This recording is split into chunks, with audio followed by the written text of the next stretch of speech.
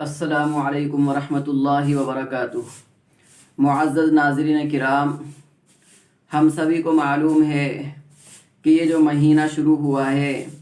یہ رمضان المبارک کا مہینہ ہے، اور یہ بہت ہی برکتوں کا مہینہ ہے، رحمتوں کا مہینہ ہے، اور اسی طرح اللہ سے بہت زیادہ نیکیاں حاصل کرنے کا مہینہ ہے، کیونکہ اگر کہا جائے تو ایک سیزن کا مہینہ ہے، نیکیوں کے اعتبار سے سیزن کا مہینہ ہے کہ انسان اس کے اندر اگر کوئی نفلی عمل کرتا ہے تو فرض کے برابر ثواب ملتا ہے، اور اگر فرض پڑتا ہے تو 70 فرضوں کے برابر اس کو ثواب ملتا ہے۔ تو اس ماہ مبارک کے اندر 3 عشرے ہیں، اور اگر جو یہ دیکھا جائے تو وہ ہر مہینے میں ہی ہوتے ہیں اسلامی اعتبار سے، چونکہ عشرے کے معنی آتے ہیں 10 کے، تو ہر مہینے میں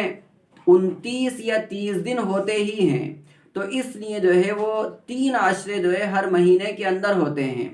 اسی طرح اس ماہ مبارک میں بھی جو ہے وہ 3 عشرے ہیں، اس میں پہلا عشرہ، پھر دوسرا عشرہ، اور پھر تیسرا عشرہ۔ اب یہاں پر یہ بات ہمیں جاننا ہے کہ ان عشروں کے اندر کیا کوئی دعا پڑھی جاتی ہے، حدیث میں اس کا ذکر ہو، قرآن کریم میں اس کا تذکرہ ہو، اور اسی طرح تینوں عشروں میں ایک ہی دعا پڑھی جاتی ہے یا تینوں عشروں کی دعائیں الگ الگ ہیں۔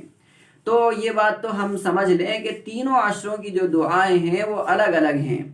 اب دعا کا ہمیں خاص اہتمام کرنا چاہیے، اور دعا بھی جو ابھی آپ کے سامنے بتائی جائے گی وہ بہت مختصر سی دعا ہے، اور معانی کے اعتبار سے بہت جامع ہے کہ انسان جب اس دعا کو جو ہے مسلسل پڑھے گا، چاہے وہ چلتا ہوا، آتا ہوا، جاتا ہوا، اٹھتا ہوا، بیٹھتا ہوا، اپنے اور کاموں کے اندر مصروف اور مشغول رہتا ہوا بھی اگر وہ پڑھے گا، تو گویا کہ وہ اللہ رب العزت سے گناہوں کی معافی کا طلبگار ہے، اور اسی طرح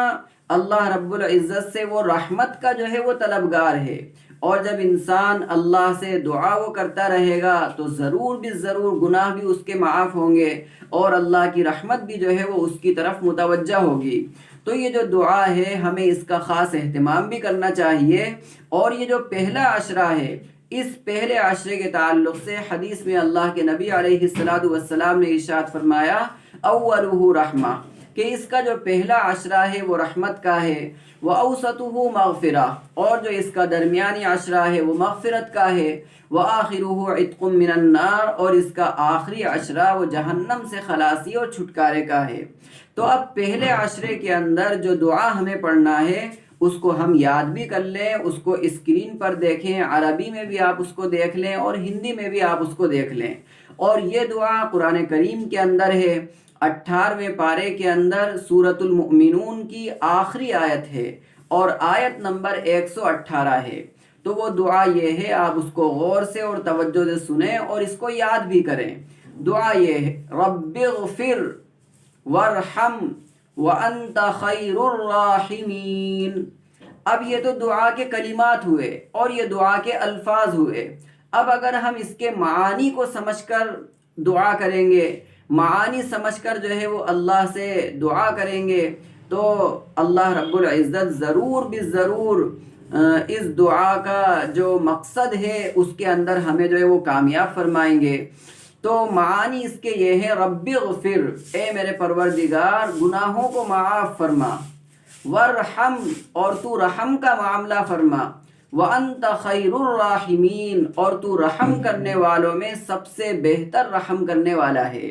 تو یہ دعا کا مفہوم ہے اور یہ دعا کا ترجمہ ہے۔ اگر ہم اس ترجمے کے ساتھ اور اس ترجمے اور معانی کے استحضار کے ساتھ اگر ہم دعا پڑھ رہے ہیں تو گویا کہ اللہ کی رحمت کو بھی ہم اپنی طرف متوجہ کر رہے ہیں، اور اللہ رب العزت سے اپنے گناہوں کی معافی کے امیدوار بھی جو ہے وہ ہم بن رہے ہیں۔ تو اس لیے ہمیں اس دعا کا خاص اہتمام کرنا چاہیے۔ یہ پہلے عشرے کے اندر ہمیں اس کو پڑھنا ہے، اور پہلے عشرے سے مراد پہلے روزے سے لے کر 10ویں روزے تک ہمیں اس کو پڑھنا ہے۔ پھر جو دوسرے عشرے کے اندر پڑھی جائے گی انشاءاللہ وہ اس کے بعد والی جو کلپ ہوگی اس میں جو ہے وہ بتا دی جائے گی۔